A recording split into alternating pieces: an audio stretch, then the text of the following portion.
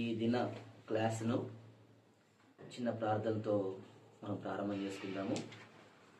అందరూ తల్ల వంచినట్లయితే ప్రార్థన చేద్దాం. జీవం గల్ల తండ్రి, దయాళువైన మహాప్రభువా, నీ పరిశుద్ధమైన పుణ్య పాదములకు స్తోత్రములు, వందనములు, కృతజ్ఞతలు సమర్పిస్తున్నాం. నాయనా, ఈ యొక్క బైబిల్ థియాలజీ ఇన్స్టిట్యూట్ను మీరు నీ దాసులు మోహనన్న గారిని ప్రేరేపించి నాయనా మీరు ఇక్కడ ఏర్పరిచినందుకై నీ స్తోత్రం.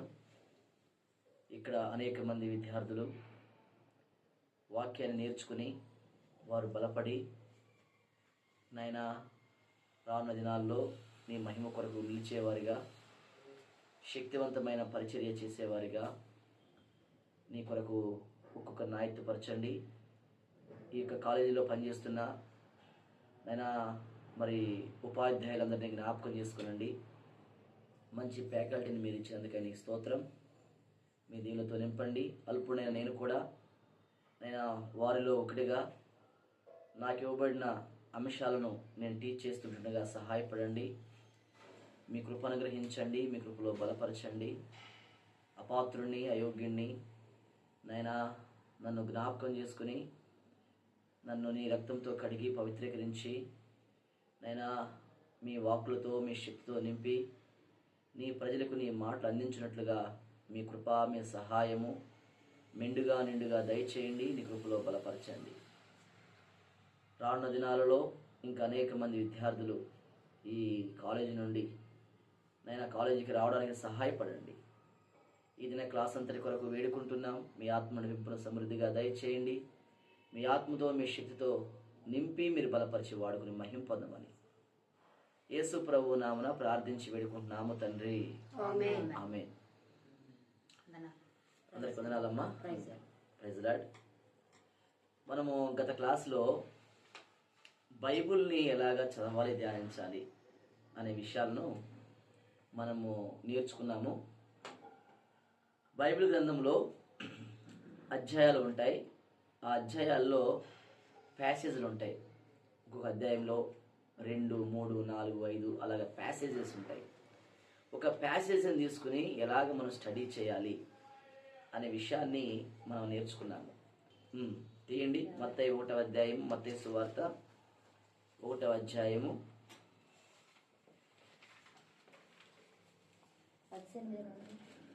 18వ వచనం నుండి 25వ వచనం వరకు ఒక ప్యాసేజ్ ఇది. ఈ ప్యాసేజ్ని మనము కొన్ని ప్రశ్నలు అడగాలని చెప్పుకున్నాం. ఇందులో మొట్టమొదటి ప్రశ్న ఏంటి? మొట్టమొదటి ప్రశ్న, మనం ఒక ప్యాసేజ్ని సెలెక్ట్ చేసుకున్న తర్వాత మనం కొన్ని ప్రశ్నలు అడగాలనుకున్నాం. ఆ ప్యాసేజ్ని మొట్టమొదటి ప్రశ్న ఏంటి? ఈ ప్యాసేజ్లో దేవుడు ఏమై ఉన్నాడు? ఈ ప్యాసేజ్లో దేవుడు ఏమై ఉన్నాడు? ఆయన యొక్క గుణలక్షణాలు, ఆయన క్యారెక్టర్ అయినా ఉంటుంది, ఆయన స్వభావ స్వరూపాలు అయినా ఉంటాయి, లేకపోతే ఆయన చేసిన ఒక పని అయినా ఉంటుంది, క్రియ లేకపోతే ఆయన స్వభావ స్వరూపాలు ఆ ప్యాసేజ్లు మనకు ఉంటాయి. ఇక్కడ ఈ ప్యాసేజ్లో దేవుడు ఏమై ఉన్నాడు చెప్పండి, ఆలోచన చేయండి. దేవుడు ఏమై ఉన్నాడు? ప్యాసేజ్ మీరు చదివి ఉంటారు. సరే, గమనించండి. దేవుడు ఏమై ఉన్నాడు అనే దానికి మనం కొన్ని విషయాలను ఈ ఉదయకాలం ఆలోచన చేద్దాము. తర్వాత ఈ అంశాన్ని మనము క్లోజ్ చేద్దాము. ఇక మీరే ప్రాక్టికల్గా మీరు ఒక్కొక్క అంశాన్ని, ఒక్కొక్క ప్యాసేజ్ని తీసుకుని మీరు చేసుకోవాల్సి వస్తుంది. సరే, దీనిలో దేవుడు ఏమై ఉన్నాడు అనేది మనము కొంత వివరంగా చూద్దాం. చూడండి, యేసు క్రీస్తు జనన విధం ఎట్లనగా, ఆయన తల్లి అయిన మరియా యేసేపును ప్రదానం చేయబడిన తరువాత వారేకము కాకమునకు పరిశుద్ధాత్మ వలన గర్భవతిగా ఉండెను. వినండి, ఒక స్త్రీ గర్భం దాల్చాలి అంటే ఆమె పురుషునితో సంసారము చేయాలి. ఇది సహజమైన ధర్మం. అందుకే మరియా లూకాసు వార్తలో అంది దూతతో, నేను పురుషుని ఎరుగుని దాననే, ఇది ఎలాగూ జరుగును అంది, ఇది ఎలాగ సాధ్యం అంది. కాబట్టి పురుషుల్ని ఎరగకుండా, పురుషునితో సంసార జీవితాన్ని, సంసార ధర్మాన్ని జరిగించకుండా ఏ స్త్రీ కూడా గర్భం దాల్చడం అనేది అసాధ్యము, కష్టంగా, అసలు అసాధ్యం. It's not possible. కానీ ఇక్కడ మరియా యేసేపు అనే వ్యక్తితో జస్ట్ ప్రదానం చేయబడింది, ఎంగేజ్మెంట్ అయింది. కానీ వారు ఏకం కాలేదు, శారీరకంగా వారు ఒకటి కాలేదు. ఒకటి కాక మునిపే ఆమె గర్భవతి అయింది. ఈమె గర్భం దాల్చడానికి మూలం ఎవరు? మూలం ఏంటి అంటే పరిశుద్ధాత్మ వలన అనే మాట చూస్తున్నాం. పరిశుద్ధాత్ముడు ఎవరు? త్రిత్వములో ఒకరైన వారు, తండ్రి అయిన దేవుడు, కుమారుడైన దేవుడు, పరిశుద్ధాత్ముడైన దేవుడు. బైబిల్లో మనకు త్రిత్వం కనిపిస్తుంది. అంటే ఒకే దేవుడు ముగ్గురుగా, ముగ్గురు దేవుడు కాదు, ఒకే దేవుడు, దేవుడు ఒక్కడే, కానీ ముగ్గురుగా ఆయన తను తాను బయలుపరుచుకుంటూ వచ్చాడు. సో దాని జోలు మనం పోవట్లేదు. ఇప్పుడు ఇక్కడ మనం గమనించవలసిన విషయం ఏంటంటే, పరిశుద్ధాత్మ దేవుడు ఇక్కడ మరియా గర్భం దాల్చడానికి మూలమైన వాడు. అంటే దేవుడే ఆమె గర్భం దాల్చడానికి మూలాధారుడు. సో ఇక్కడ దేవుడు ఏమై ఉన్నాడు అంటే, ఇప్పుడు మనము దీన్ని ఇప్పుడు జాగ్రత్తగా ఆలోచించాలి. దేవుడు ఏమై ఉన్నాడు అంటే, దేవుడు సార్వాధికారి, సార్వభౌముడు, సర్వశక్తిమంతుడు. ఆయన అసాధ్యమైన కార్యాలను సుసాధ్యము చేయగలడు. ఇది ఎంత అసాధ్యం? ఎవరు చేస్తారు ఈ కార్యాన్ని? ఎట్లా బలపడింది ఈ కార్యము? అందుకే దానియేలు గ్రంథములో కూడా ఒక మాట రాయబడి ఉంది, 2వ అధ్యాయంలో, చేతి సహాయం లేకుండా పర్వతము నుండి తీయబడిన ఒక రాయి అన్నాడు. పర్వతము నుండి ఒక రాయి రావాలంటే ఒక మనిషి వెళ్ళి గడ్డ పొలుగునో ఒక ఆయుధాన్ని ఉపయోగించి కొట్టాలి. కొడితే తప్ప పర్వతం నుంచి రాయి ముక్క రాదు, బయటికి వెళ్దాం. కానీ ఇక్కడ చేతి సహాయం లేకుండా పర్వతం నుండి తీయబడిన రాయి, ఆ రాయి క్రీస్తే, క్రీస్తుకు సూచన రాయి. క్రీస్తు వారు చేతి సహాయం లేకుండా పర్వతం నుండి వచ్చాడు. పర్వతం అంటే రాజ్యం. ఇశ్రాయేలు రాజ్యం నుండి, యోధా సామ్రాజ్యం నుండి, యోధా గోత్రంలో నుండి పురుషుని సహాయం లేకుండా, చేతి సహాయం అంటే అది, పురుషుని సహాయం లేకుండా వచ్చిన వాడు క్రీస్తు. పురుషుని యొక్క ప్రమేయం లేకుండా జన్మించిన వాడు క్రీస్తు. చేతి సహాయం లేకుండా తీయబడిన రాయి క్రీస్తే. కాబట్టి ఇక్కడ దేవుడు ఎవరు అంటే, ఈయన సర్వాధికారి, సార్వభౌముడు. ఆయన ఉన్నది లేనట్టుగా, లేదు ఉన్నట్టుగా చేయనివాడు. అబ్రహాంతో అన్నాడు, యెహోవానైనా నాకు అసాధ్యమని ఏదైనా ఉన్నదా అన్నాడు అబ్రహామును. వాస్తవమే, దేవునికి అసాధ్యమైంది ఏంటి? ఏది లేదు. దేవుని యొక్క సర్వాధికారం ఇక్కడ మనకు కనిపిస్తుంది. ఒక స్త్రీ గర్భాన్ని మూయగలడు, తెరవగలడు. ఒక స్త్రీకి పురుషుని యొక్క సహాయం లేకుండా కూడా ఆయన పిల్లలను పుట్టించగలడు. ఇదే ప్రభు అన్నాడు శాస్త్రులతో, పరిసయ్యులతో, ఈ రాళ్ల వలన అబ్రహామునకు పిల్లలు పుట్టించగలన్నాడు. రాళ్ల వలన కూడా అబ్రహాం కలిసినంట పిల్లలు పుట్టించంట. అంటే రాళ్ల చేత కూడా అబ్రహాముకు పిల్లలు పుట్టించగల శక్తివంతుడు ఆయన. మరొకసారి అన్నాడు, మీరు ఊరుకుంటే రాళ్ళు కేకలేస్తాయి అన్నాడు. కాబట్టి మన దేవుడు ఎవరు అంటే, అసలు దేవుడు ఎవరు అంటే ఎలాంటి వాడంటే, ఆయన సర్వాధికారి. సర్వం మీద అధికారం ఉంది ఆయనకి. ఒక స్త్రీ గర్భం మీద ఎలాంటి అధికారం ఉందో చూడండి ఆయనకి. శారా గర్భం మృతతుల్యమైంది. మృతతుల్యమైన గర్భానికి జీవాన్నిచ్చి ఇస్సాకును బయట తీశాడు ఆయన. ఎంత శక్తిమంతుడు ఆయన! అర్థమైందా? దేవుడు ఎవరు అంటే ఆయన సర్వాధికారి. సర్వం మీద ఆయన అధికారి, జీవం మీద ఆయన అధికారి. ఇప్పుడు ఒక స్త్రీ గర్భం దాల్చిన అర్థం ఏంటి? అక్కడ లైఫ్ ప్రొడ్యూస్ అయ్యింది, జీవం ఉత్పత్తి అయింది, జీవము అరవైతుందా లోపల పుడు పోసుకుంది, ఆ జీవము పెరిగి పెద్దదై బయటకు వచ్చింది శిశువుగా. ఇప్పుడు ఎవరైనా ఈయన జీవానికి ఆధారభూతుడు, ఈయన జీవాన్ని సృష్టించగలడు. అందుకే ఈయన గురించి రాయబడిన మాట జీవాధిపతి. He is the prince of life. God is the source of life. దేవుడే జీవానికి మూలాధారుడు, జీవానికి ఉత్పత్తి ఆయనే. ఆయన లేకుండా జీవం లేదు. ఆయనే జీవం. ఆయన జీవాన్ని సృష్టించగలడు, ఆయన జీవాన్ని నాశనము చేయగలడు. He can create the life, he can destroy the life. నాశనం చేస్తాడు, సృష్టిస్తాడు. ఆయన ఒక్కడికే చేతనం. కాబట్టి పురుషుడు లేకోకుండా ఒక స్త్రీ గర్భం దాల్చడం అసాధ్యం. కానీ అది మనుషులకు అసాధ్యం, కానీ అది నాకు నీకు అసాధ్యం, కానీ దేవునికి అది అసాధ్యము కాదు. రాసుకోండి, ఇక్కడ దేవుడు ఎవరై అంటే ఈయన సర్వాధికారి, సర్వశక్తిమంతుడు. అవుట్లైన్ రాసుకోండి. ఈయన సర్వాధికారి, సర్వశక్తిమంతుడు, జీవాన్ని సృష్టించగలడు, జీవాన్ని నాశనం చేయగలడు. శూన్యములోని సృష్టిని కలిగించిన దేవుడు సృష్టించగలడు, జీవము నాశనము చేయగలడు.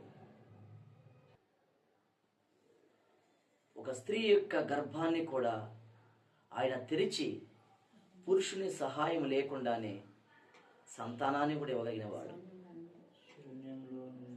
సృష్టిని కలిగించిన దేవుడు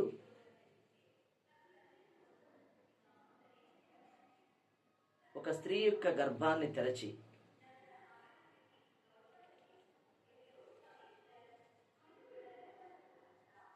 సంతానాన్ని కూడా ఇవ్వగలడు. పురుషుని సహాయం లేకుండానే సంతానం కూడా ఇవ్వగలడు.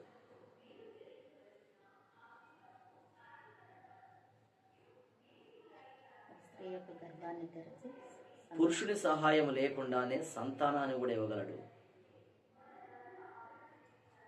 ఆయనకి అసాధ్యమైంది ఏదీ లేదు. ఆ పాపముల నుండి రక్షించేవాడు. ఓకేనా? ఆయన చూడండి 21వ వచనంలో ఆయన యొక్క కుమారుని, ఆమె ఒక కుమారుని కనును గనుక ఆయనకు తన ప్రజలను వారి పాపముల నుండి ఆయనే రక్షించును. ఇక్కడ క్రీస్తు దేవుడు ఎవరు? పాప విమోచకుడు, పాపముల నుండి రక్షించేవాడు.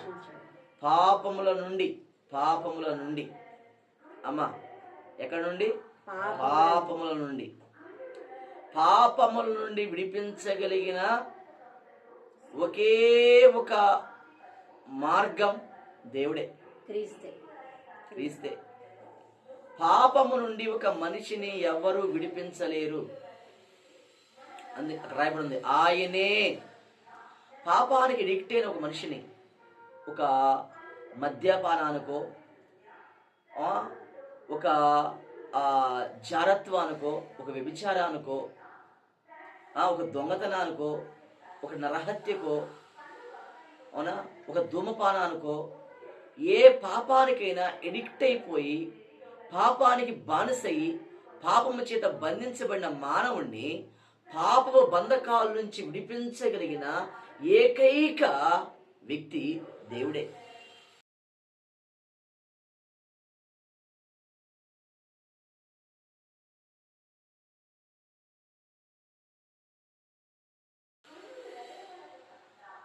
ఒక డాక్టర్ నువ్వు త్రాగొద్దు, త్రాగితే చచ్చిపోతావని చెబుతాడు, కానీ త్రాగుడు నువ్వు విడిపించగలడా?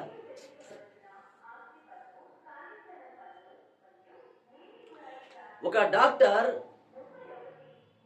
నీవు మరొక పరాయి వ్యక్తితో నీవు పాపం చేస్తే నీకు రోగం వచ్చింది అని చెబుతాడు, నీకు ఎయిడ్స్ చెబుతాడు, కానీ పాపం చేయకుండా ఒక స్త్రీని ఒక పురుషుని ఆపగలడా? ఒక డాక్టరు పాపమును విడిపించలేడు, ఒక శాస్త్రవేత్త పాపమును విడిపించలేడు, కన్న తల్లిదండ్రులు పాపం నుండి విడిపించలేదు. పాపము నుండి ఒక మనిషిని విడిపించే శక్తి ఏ వ్యక్తికి ఈ లోకంలో లేదు.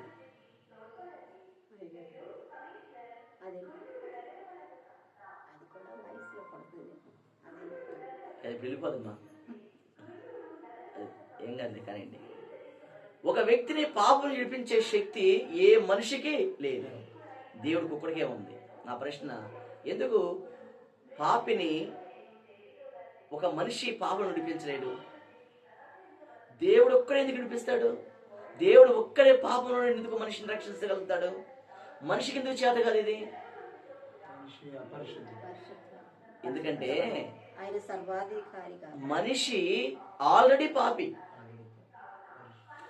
ఇప్పుడు మీరున్నారు, మిమ్మల్ని అందరినీ పాపం నుంచి నేను విడిపించలేదు, ఎందుకంటే నేను కూడా పాపినే. పాపి మరి ఒక పాపిని విడిపించలేడు, విడిపించజాలడు. అందుకే కీర్తనలో ఒక మాట చూడండి, 49వ కీర్తన.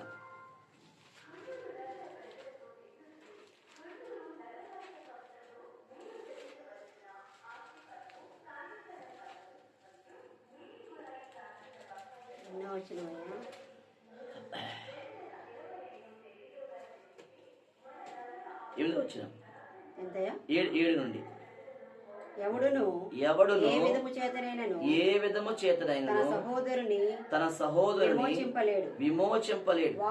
వాడు ఉళ్ళు చూడక నిత్యము బ్రతుకునట్లు వాని నిమిత్తము దేవుని సన్నిధిని ప్రాయశ్చిత్తము చేయగలవాడు ఎవడునూ లేడు. అక్కడ చూడండి, తన సహోదరుని విమోచింపలేడు. ఎవడును ఏ విధము చేతనైనను, ఏ విధము చేత కూడా ఒక మనిషి మరొక మనిషిని ఏం చేయలేడు, విమోచింపలేడు. దేవుని సన్నిధిలో ప్రాయశ్చిత్తము చేయలేడు, చేయజాలడు. ఎందుకని? నేను పాపినే. ప్రభు అన్నాడు, ఒక గుడ్డివాడు మరొక గుడ్డివాడికి దారి చూపించగలడా? చూపించడానికి ప్రయత్నం చేస్తే ఇద్దరు కలిసి గుంట్లో పడతారు. సన్నాసి రాసుకుంటే విభూతి రాలిద్ది అన్నట్లుగా ఒక పాపి మరొక పాపిని అలా రక్షించలేడు. ఉదాహరణ ఒక మాట చెబుతున్నా వినండి. నా కొడుకు త్రాగుడికి అలవాటు పడ్డాడు. వాడిని ఎన్నిసార్లు కొట్టినా, ఎన్నిసార్లు తిట్టినా, ఎంత పనిష్మెంట్ ఇచ్చినా మారలేదు. నాకు ఇసుగు పుట్టి, అవునా కదా, ఒక వ్యక్తి దగ్గర తీసుకెళ్ళా, అయ్యా నా కొడుకును త్రాగుడు నుంచి ఎట్లయినా నువ్వు మానిపించు, వాడిని 2 నెలలు కాదు 3 నెలలు అయినా దగ్గర పెట్టుకో, నీకు కావలసిన బత్యమంతా ఇస్తాను, ఉప్పు పంపిస్తాను అని వాడికి అప్పగించా, మరొక వ్యక్తికి అప్పగించా. 3 నెలల తర్వాత, 3 నెలలకు ముందు నేను ఆ వ్యక్తికి అప్పగించక ముందు వాడు సాధారణమైన తాగుబోతు. 3 నెలల తర్వాత వాడు పెద్ద తాగుబోతు అయ్యాడు. 3 నెలలకు ముందు ఆ వ్యక్తికి అప్పగించక ముందు వాడు ఒక సీసా తాగితే 3 నెలల తర్వాత 5-6 సీసాలు తాగేవాడు అయ్యాడు.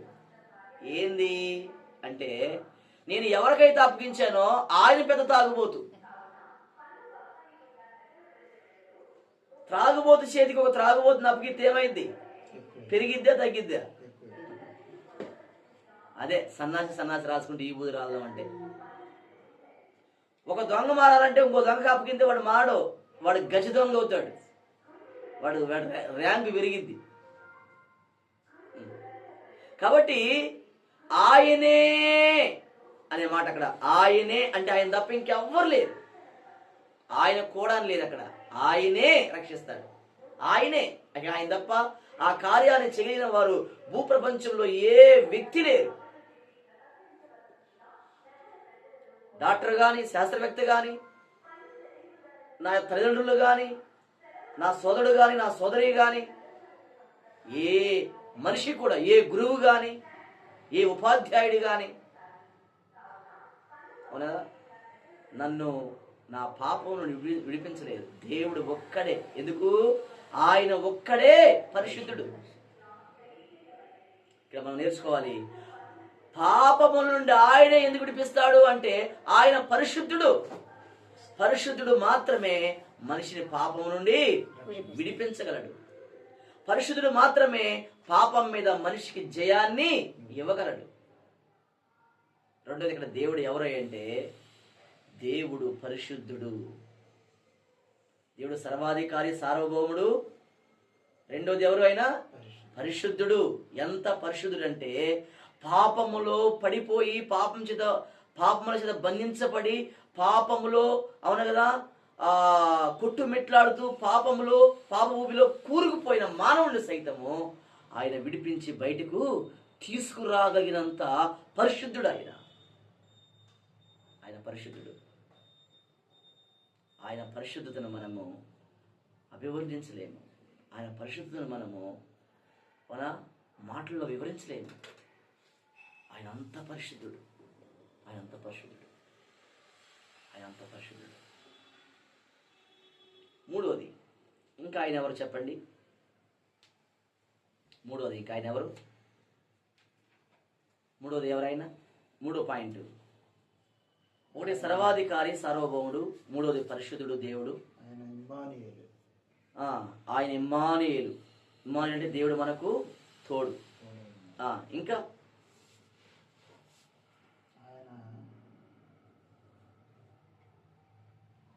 ఇక్కడ ఒక కీలకమైన విషయం మనం గుర్తించాలి. మీరు ఏం చేస్తున్నారంటే రాయబడిన విషయాలే చెబుతున్నారు దేవుని గురించి.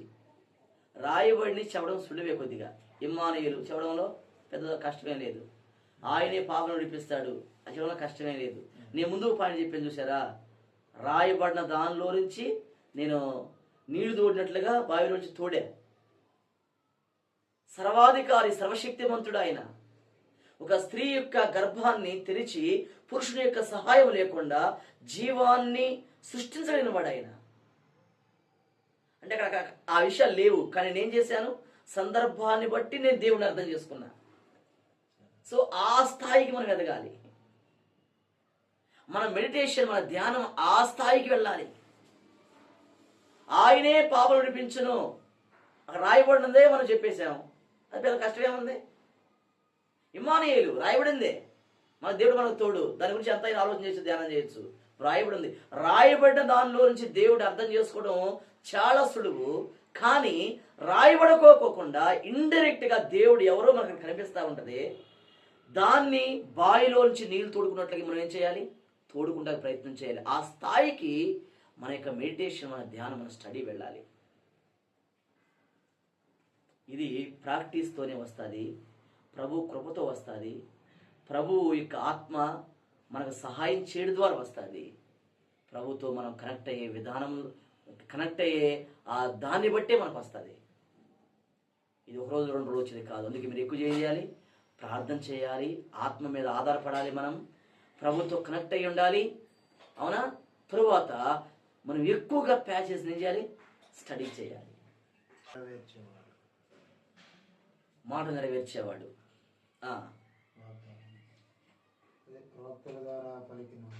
అది కూడా రాయబడింది. ఓకేనా? రాయబడకుండా మరొక విషయం ఉంది ఇక్కడ చూడండి. రాయబడకుండా ఉన్నది నేను ఒకటి చెప్పాను ఆల్రెడీ. రెండోది నేను చెబుతున్నాను, రాయబడకుండా ఉన్నది ఏంటి అదంటే, మరియకు గర్భం ఇచ్చిన వాడు ఎవరు? దేవుడే. అవునా? ఇప్పుడు మరియని చేసుకోబోయే యోసేపు ఆ సంగతి తెలుసుకుని రహస్యంగా విడిచిపెట్టడానికి ప్రయత్నం చేస్తున్నాడు. ఇది చిన్న సమస్య, పెద్ద సమస్య? ఇది మామూలు సమస్య కాదు. ఇది లైఫ్కి సంబంధించిన సమస్య. ఒక యవనస్తురాలు, ఒక నిండు యవనరాలు, అవునదా, సమస్యలో ఇరుక్కుపోయింది. ఇప్పుడు ఇంత పెద్ద సమస్య లైఫ్, ఇది ఇంత పెద్ద సమస్య, చెప్పండి ఎవరు పరిష్కారం చేస్తారు? ఎవరు పరిష్కారం చేస్తారు? దేవుడే చేస్తాడు. నేను ఇలా చెప్తా వినండి. యోసేపును కన్విన్స్ చేయడానికి వాళ్ళ అమ్మ నాన్న ప్రయత్నిస్తే వర్కౌట్ అయిద్దా? మరియ వాళ్ళ అమ్మ నాన్న కానీ యోసేపు వాళ్ళ అమ్మ నాన్న కానీ. అవును. ఆ ఊర్లో పెద్ద మనుషులు ప్రయత్నిస్తే వర్కౌట్ అయిద్దా? యోసేపుని ఒప్పించగలరా? అరే మరి అలాంటిది కదా మంచిదంటే మరి గర్భం ఎలా వచ్చింది? ఫ్రెండ్స్ ఒప్పించలేరు, పేరెంట్స్ ఒప్పించలేరు, ఊళ్ళో ఉన్న పెద్ద మనుషులు ఒప్పించలేరు. కానీ ఆ రాత్రి దేవుడు యోసేపును ఒప్పించాడు. విడనాడాలి అనే ఉద్దేశం కలిగిన వాడు చేర్చుకున్నాడు అనే మాట రాయబడింది. ఇక్కడ నేను ఏమంటానంటే, దేవుడు ఎవరంటే, ఒక సమస్య ఎంత పెద్దదైనా కానీ ఆ సమస్య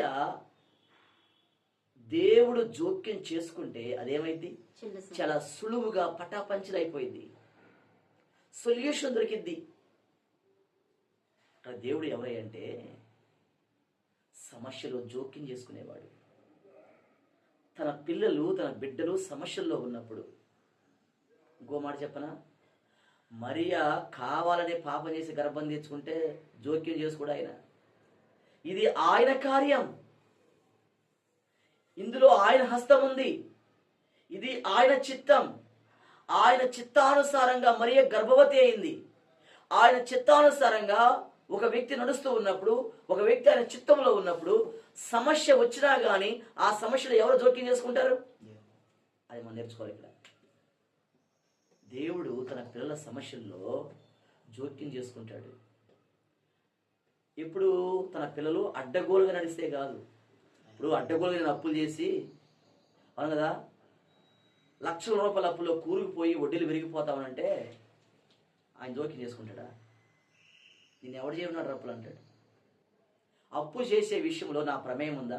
నా అనుమతి ఉందా? నా చిత్తం ఉందా? నేను చేయమన్నానా? అడ్డగోలుగా మనం నడిచి, అడ్డగోలుగా మనం ప్రవర్తించి దేవుడు జోక్యం చేసుకోలేదు అంటే కుదరదు. అక్కడ దేవుని చిత్తంలో ఉండి దేవుని చేత నడిపించబడుతూ దేవుని హస్తాన్ని మనం అనుభవిస్తూ ముందుకు వెళ్తుంటుండగా,